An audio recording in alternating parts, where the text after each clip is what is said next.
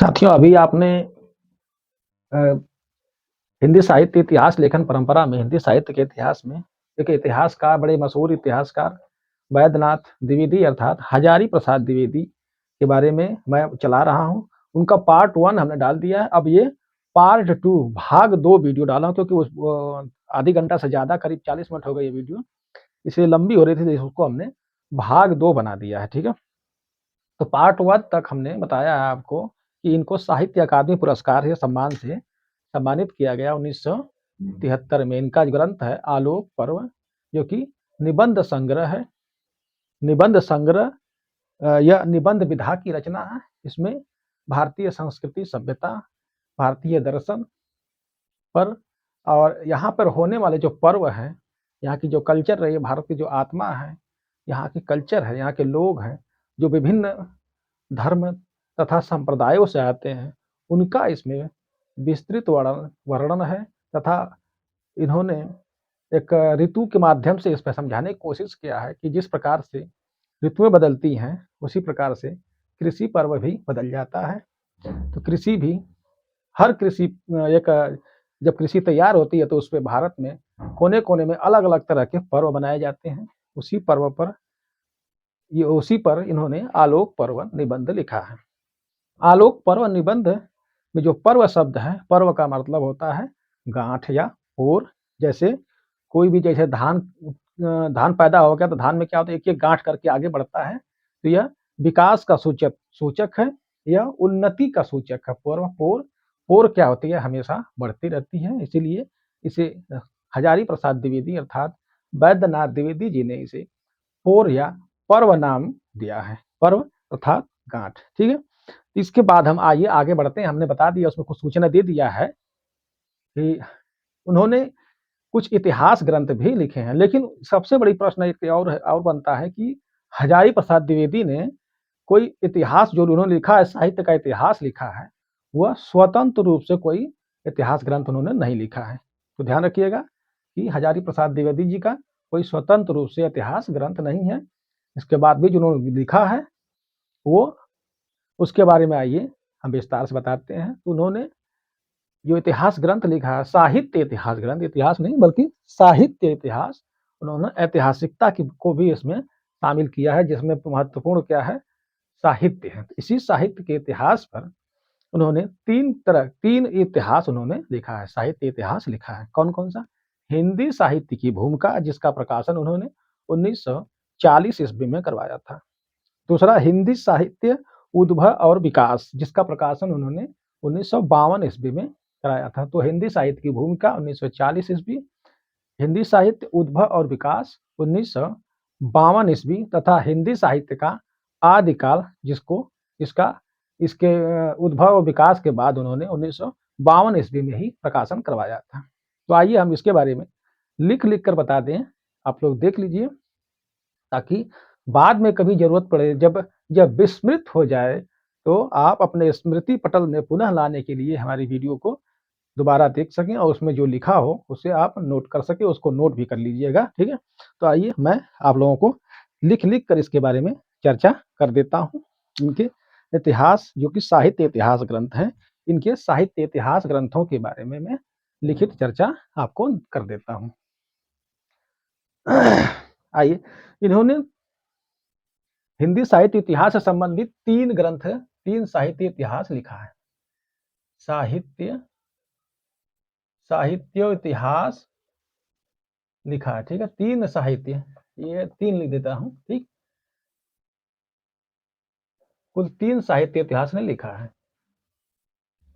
इनके 3 साहित्य इतिहास, ठीक है, ऐसे लिख दे रहा हूं। इनके 3 साहित्य इतिहास है, उन्होंने लिखा है। कौन कौन सा साहित्य इतिहास? हिंदी साहित्य का की भूमिका, पहला इन्होंने लिखा है हिंदी साहित्य की भूमिका। हिंदी साहित्य की भूमिका,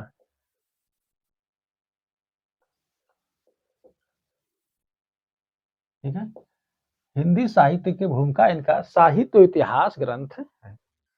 सबसे पहला ग्रंथ इनका यही है, हिंदी साहित्य की भूमिका। इतिहास से संबंधित, ऐसा नहीं है कि इन्होंने इसके पहले ग्रंथ नहीं लिखे हैं, लेकिन इतिहास, साहित्य के इतिहास के संबंध में हिंदी साहित्य की भूमिका नाम से वैद्यनाथ द्विवेदी अर्थात हजारी प्रसाद द्विवेदी ने, जो कि पद्म भूषण के सम्मान से सम्मानित है, साहित्य अकादमी पुरस्कार के सम्मान से सम्मानित है। इन्होंने 3 साहित्य इतिहास ग्रंथ लिखे हैं, जिनमें पहला है हिंदी साहित्य की भूमिका। ठीक है, हिंदी साहित्य की भूमिका का प्रकाशन आपने अर्थात द्विवेदी जी ने, अर्थात हजारी प्रसाद द्विवेदी जी ने 1940 ईस्वी में कराया था। 1940 ईस्वी में इसका प्रकाशन हुआ था। याद रखिएगा, हिंदी साहित्य की भूमिका का प्रकाशन कब हुआ था? 1940 ईस्वी। ठीक है, 1940 ईस्वी में हजारी प्रसाद द्विवेदी का प्रथम साहित्य इतिहास ग्रंथ हिंदी साहित्य की भूमिका का प्रकाशन हुआ था। पहले इन्होंने इसमें भूमिका लिखा है, साहित्य की भूमिका लिखा है। आगे थोड़ा थोड़ा इसके बारे में चर्चा कर देंगे, पहले इनके बारे में लिख लीजिए। दूसरा ग्रंथ इनका है हिंदी साहित्य उद्भव और विकास। इनका दूसरा है हिंदी साहित्य दूसरा ग्रंथ इनका हिंदी साहित्य उद्भव और विकास। उद्भव और विकास। ठीक है, तो हिंदी साहित्य उद्भव और विकास ग्रंथ इनका, इसका हजारी प्रसाद द्विवेदी का है, जो साहित्य इतिहास ग्रंथ है। इसका प्रकाशन 1952 ईस्वी में हुआ था। याद रखिएगा, इनका जो दूसरा ग्रंथ है कौन है? हिंदी साहित्य उद्भव और विकास। उन्होंने पहले में भूमिका लिखा है, दूसरे में क्या है? हिंदी का उद्भव बता दिया उन्होंने, जो साहित्य का उद्भव हुआ है और उसका डेवलपमेंट कैसे हुआ है, उसके बारे में इन्होंने चर्चा कर दिया। हिंदी साहित्य उद्भव और विकास। तीसरा ग्रंथ इनका है हिंदी साहित्य का आदिकाल। तीसरा हजारी प्रसाद द्विवेदी काल क्या है? हिंदी साहित्य का आदिकाल। हिंदी साहित्य का आदिकाल। ठीक है, आदिकाल। ठीक, बड़ा बड़ा लिख रहा हूं कि आपको आराम से दिख जाए। तो तीसरा इनका साहित्य इतिहास ग्रंथ है हिंदी साहित्य का आदिकाल। ठीक, हिंदी साहित्य का आदिकाल भी हिंदी साहित्य के उद्भव और विकास के बाद जस्ट बाद इसको 1952 ईस्वी में ही प्रकाशन करवाया था। 1952 ईस्वी। ठीक है, 1952 ईस्वी में ही हिंदी साहित्य के आदिकाल ग्रंथ का प्रकाशन हुआ था। तो 1940 के बाद 1952 सीधे आ जाइए, बात खत्म हो जाती है। क्यों बता रहा हूँ? क्योंकि ये सीट जो आपका नेट जा रहा है उसमें सीरियल लगाने के लिए पूछता है, पीजीटी में सीरियल लगाने के लिए पूछता है, अदर स्टेट में भी जो कई प्रश्न ऐसे बनते हैं। तो हिंदी साहित्य की भूमिका, हिंदी साहित्य का उद्भव और विकास और हिंदी साहित्य का आदिकाल 1940 के बाद 1952 याद रखिएगा। आइए इनके बारे में थोड़ा आगे विस्तार से चर्चा कर लेते हैं। तो पहला ग्रंथ आइए इनका साहित्य इतिहास ग्रंथ है हिंदी साहित्य की भूमिका। हिंदी साहित्य की भूमिका के बारे में कुछ विशेष चीजें उसको बता दे रहा हूं। यह ग्रंथ विश्व भारती के आदि हिंदी भाषी साहित्यिकों को हिंदी साहित्य का परिचय कराने के लिए, ठीक है, एक वक्तव्य दिया गया था। हजारी प्रसाद द्विवेदी ने विश्व भारती, ये ठीक है, विश्व भारती विश्वविद्यालय का नाम सुने होंगे। ठीक है दोस्तों, हिंदी साहित्य की भूमिका ग्रंथ जो इन्होंने लिखा था उसके बारे में थोड़ा सा बताते हैं। थोड़ा सा मिस्टेक बोल दिया हूं, जो आदि हिंदी बोला हूं उसको आप लोग अहिंदी भाषी समझिएगा। ठीक है, तो हिंदी साहित्य की भूमिका का प्रकाशन हजारी प्रसाद द्विवेदी ने 1940 में करवाया था। यह ग्रंथ इन्होंने विश्व भारती विश्वविद्यालय है, आप लोग जानते ही होंगे, विश्व भारती विश्वविद्यालय। ठीक, विश्वविद्यालय ये पश्चिम बंगाल में है, जो कि रविंद्रनाथ टैगोर ने इस विश्वविद्यालय को 1921 ईस्वी में स्थापित किया था। ठीक है, 1921 ईस्वी में टैगोर बाबा ने, ठीक है, रविंद्रनाथ टैगोर ने इस विद्यालय को स्थापित किया था। तो यहाँ पर जो अहिंदी भाषी विद्यार्थी थे उनको इन्होंने लेक्चर दिया था। ठीक है, हजारी प्रसाद द्विवेदी ने लेक्चर दिया था। तो जो लेक्चर इन्होंने दिया था उसी लेक्चर को इसी विश्व भारती में पढ़ने वाले जो अहिंदी भाषी विद्यार्थी थे, ठीक है, अहिंदी भाषियों को भाषियों को इन्होंने वक्तव्य दिया, भाषियों को दिए गए वक्तव्य, ठीक है। और विश्व भारती में, ठीक है, विश्व भारती विश्वविद्यालय में और हिंदी भाषियों को दिए गए वक्तव्य का ही संशोधित रूप उन्होंने हिंदी साहित्य की भूमिका में रखा है। तो उन्होंने हजारी प्रसाद द्विवेदी ने विश्व भारती में हिंदी भाषी साहित्यकों को हिंदी साहित्य का परिचय कराने के लिए एक वक्तव्य दिया था, ठीक है। तो विश्व भारती में हिंदी भाषियों को एक वक्तव्य दिए गए वक्तव्य, उन्होंने वक्तव्य यानी कि एक भाषण दिया था का ही संशोधित परिवर्धित रूप यह ग्रंथ, इसी वक्तव्य का, ठीक है, का ही संशोधित, ठीक है, संशोधित परिवर्धित यह ग्रंथ है, ठीक है। इसको लिख लीजिए कि हिंदी साहित्य की भूमिका उन्होंने कैसे लिखा था। तो उन्होंने विश्व भारती विश्वविद्यालय बंगाल का जो है टैगोर बाबा का है, जिसकी स्थापना टैगोर बाबा ने 1921 में किया था, वहां पर जो अहिंदी भाषी थे उनको उन्होंने वक्तव्य, उन्होंने एक भाषण दिया था। उस भाषण में, उस वक्तव्य में जो दिया था उन्होंने हिंदी भाषियों को हिंदी साहित्य के बारे में उन्होंने सूचना दिया था, उसी सूचना का संशोधित परिवर्धित रूप ही इन्होंने उसी वक्तव्य, उसी स्टेटमेंट को, उसी भाषण को इन्होंने हिंदी साहित्य की भूमिका में लिखा था। किसने? हजारी बाबा ने। हजारी बाबा ने विश्व भारती में और हिंदी भाषियों को दिए गए वक्तव्य को ही संशोधित परिवर्धित रूप करके उन्होंने 1940 में हिंदी साहित्य की भूमिका के नाम से प्रकाशन करवाया। इस महान ग्रंथ के बारे में सबसे बड़ी विशेषता यह है कि ये लिखा क्यों गया था, क्योंकि यह हिंदी भाषियों को समझाने के लिए एक भाषण दिए थे हजारी प्रसाद द्विवेदी ने। इसमें विश्वविद्यालय में, कौन सा विश्वविद्यालय? विश्व भारती विश्वविद्यालय में। और उसी वक्तव्य को संशोधित परिवर्धित करके उन्होंने हिंदी साहित्य की भूमिका का उन्होंने वो करवाया, प्रकाशन करवाया, ठीक है। देखिए, इसके पहले ही इन्होंने एक साहित्य इतिहास ग्रंथ है जिसमें थोड़ा सा परिचय, हमने कहा ना कोई ग्रंथ इनका स्वतंत्र रूप से ग्रंथ, देखिए ये क्या है, ये वक्तव्य भाषण है, इनमें कोई साहित्य इतिहास ग्रंथ नहीं, इसलिए स्वतंत्र ग्रंथ नहीं है, ठीक, तर्क ये है। तो इसके पहले ही इन्होंने एक साहित्य संबंधी में इतिहास ग्रंथ में, जिसमें सूर बाबा के रूप में इन्होंने लिखा, सूर बाबा को समझाने के लिए, यानी कि सूरदास के बारे में इन्होंने लिखा था।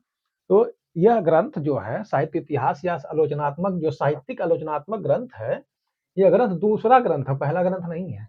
कोई कहे कि इनका साहित्य इतिहास प्रथम ग्रंथ कौन सा है, तो हिंदी साहित्य का भूमिका नहीं है। अगर प्रश्न बनता है, तो अगर ऑप्शन में दिया है तो सुर साहित्य मारना है, तो यह इनका दूसरा ग्रंथ है। प्रथम ग्रंथ कौन सा है ये जान लीजिए। प्रथम कौन है? सूर साहित्य। इसके पहले उन्होंने सूर साहित्य लिखा था, सूर साहित्य लिखा था। इसका प्रकाशन सन 1936 ईस्वी में हुआ था। सूर साहित्य का प्रकाशन 1936, वही मतलब 36 बोल दिया हूं, 36 ईस्वी में हुआ था, ठीक। यानी कि यह 40 में हुआ था, 4 वर्ष के बाद हुआ था।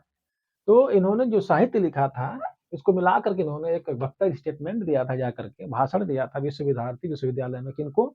वहाँ बंगाली लोग पढ़ते थे, तो बंगाली, उड़िया, असमिया लोग पढ़ते थे, तो उन लोगों को हिंदी भाषा समझाने के लिए, हिंदी के साहित्य को समझाने के लिए हजारी बाबा ने एक भाषण दिया था। उसी भाषण का संशोधित परिवर्धित रूप उन्होंने हिंदी साहित्य की भूमिका में उन्होंने के रूप में उन्होंने छपवाया। लेकिन यह इनकी दूसरी ग्रंथ है। पहला पूछा जाता है इनका साहित्य इतिहास या आलोचनात्मक ग्रंथ प्रथम ग्रंथ कौन सा है, तो अगर दिया हिंदी साहित्य की भूमिका तो पहला ही मारो, नहीं दिया है, अगर ये दिया तो सुर साहित्य इनका है। क्यों? क्योंकि यह 36 में ही प्रकाशित हो गया था।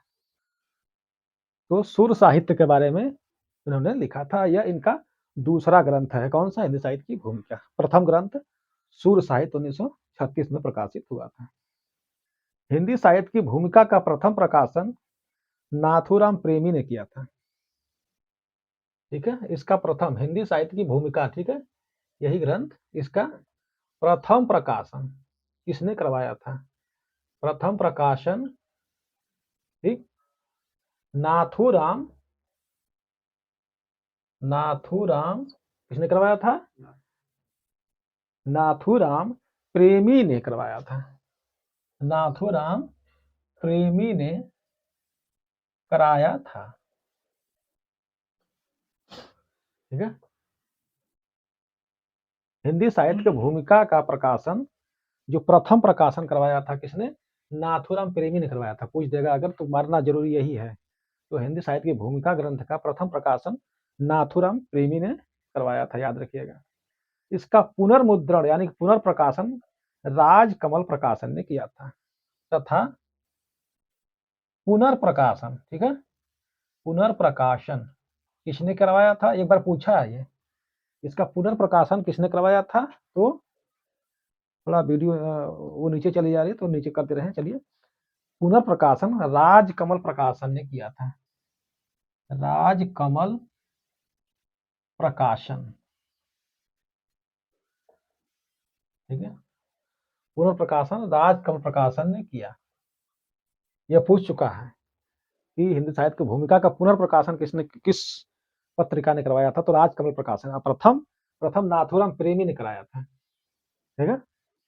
पुनर्मुद्रण राजकमल प्रकाशन ने कराया था।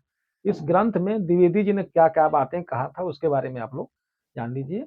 और मिटा दे रहे हैं, लिखना तो लिख लीजिए। ऊपर स्टेटमेंट इन्होंने क्या महत्वपूर्ण बातें इन्होंने कही हैं, 2-4 बातें हैं, बाकी तो मैं इसके बारे में पढ़ाऊंगा बाद में आपको, ठीक है। तो इसको कैमरा नीचे कर रहा हूँ, लिख लीजिए, मैं मिटाने जा रहा हूँ।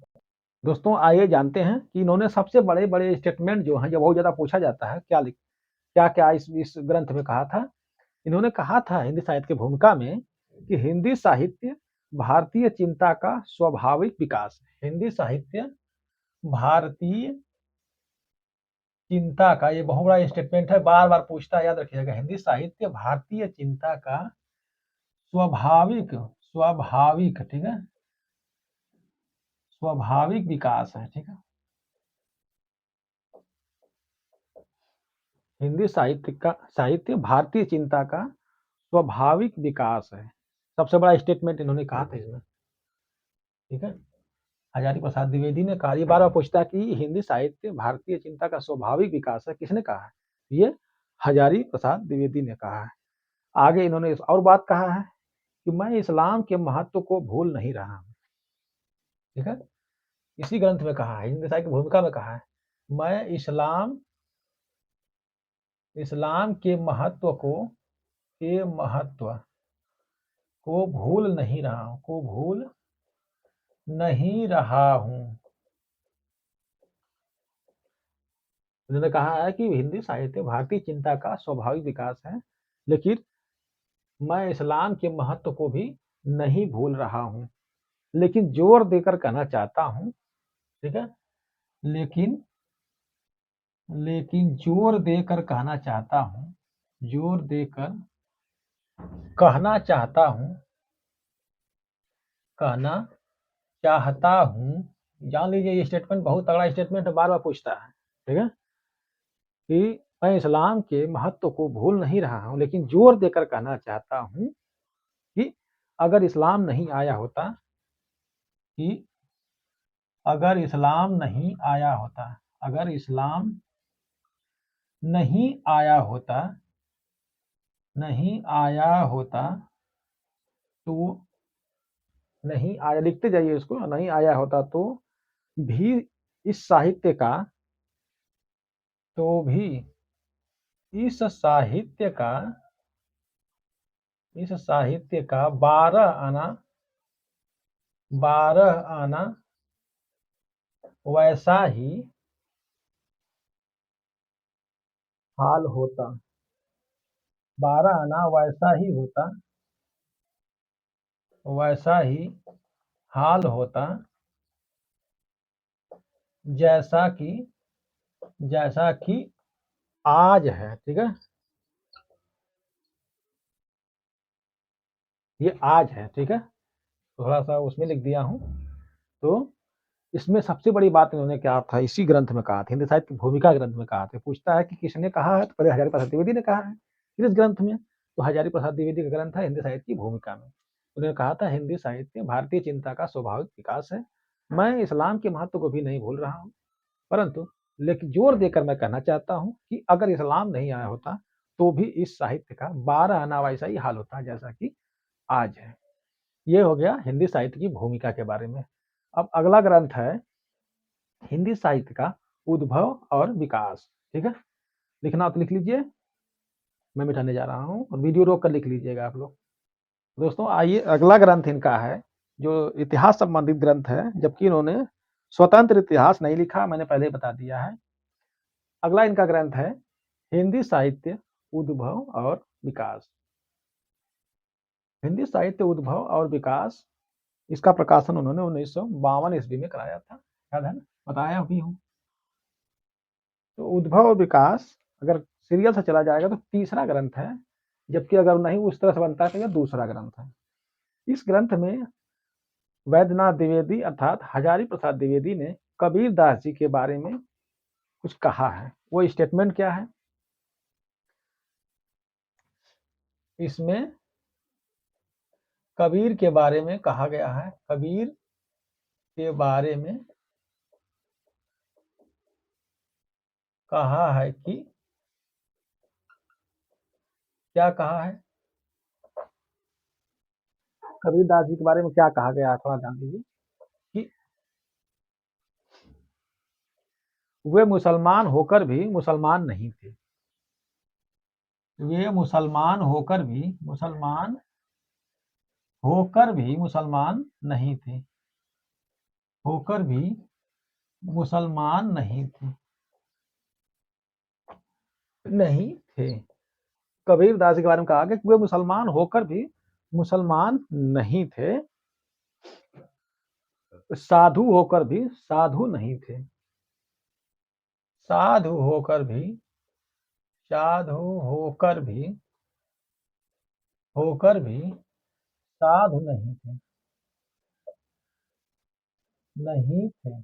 साधु होकर भी साधु नहीं थे, वैष्णव होकर वैष्णव नहीं थे, वैष्णव होकर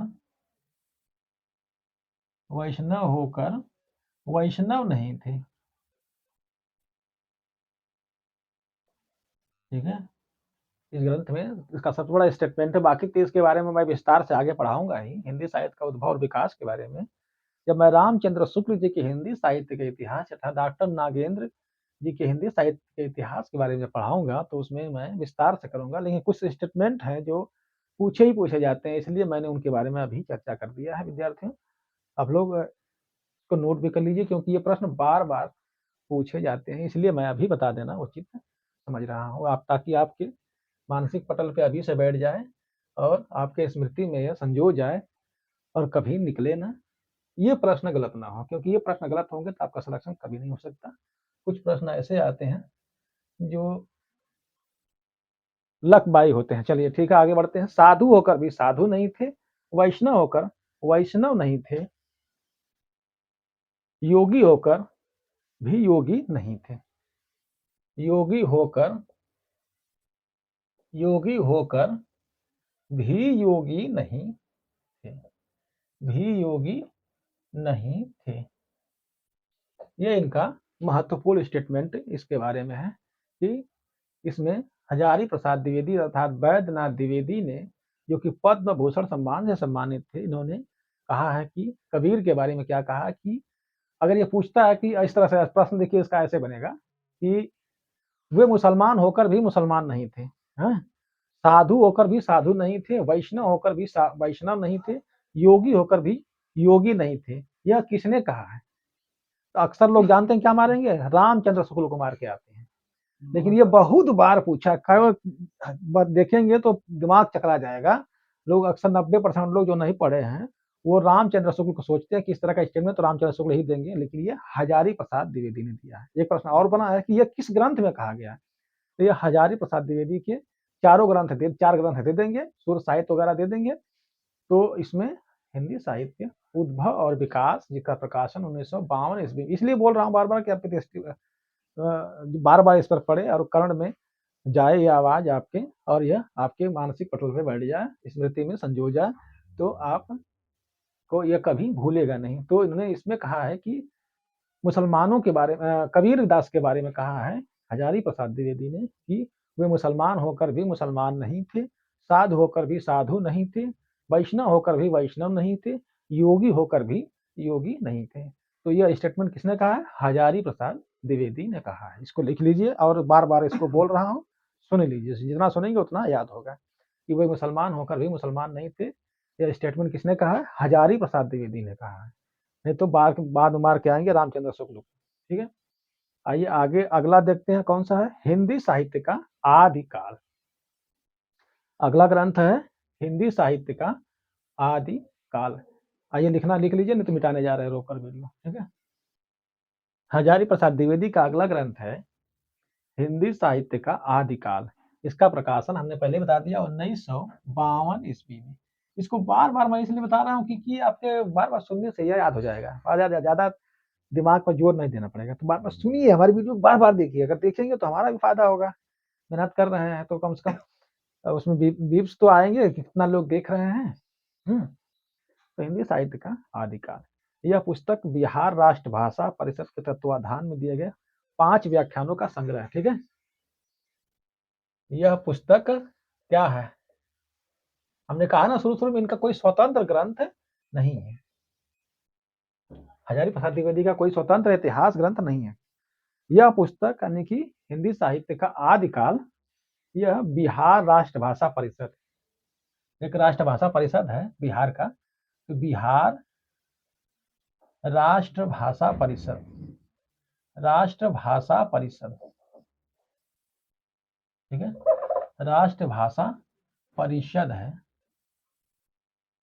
बिहार राष्ट्र भाषा परिषद है, के तत्वाधान में दिए गए 5 व्याख्यानों का संग्रह है। इसके बिहार राष्ट्र भाषा परिषद ने हजारी प्रसाद द्विवेदी को बार बार जो बुलाया, वहां पे उन्होंने भाषण दिया है। हजारी प्रसाद द्विवेदी ने जाकर के वहां जो बातें कही उन्होंने बिहार राष्ट्र भाषा परिषद में, तो वहां उन्होंने 5 बार स्टेटमेंट दिया था, भाषण दिया था। बिहार, यह पुस्तक बिहार राष्ट्र भाषा परिषद में, ठीक है, जाकर के बाबा ने, हजारी बाबा ने दिया था, में दिए गए 5 व्याख्यानों का, ठीक है, 5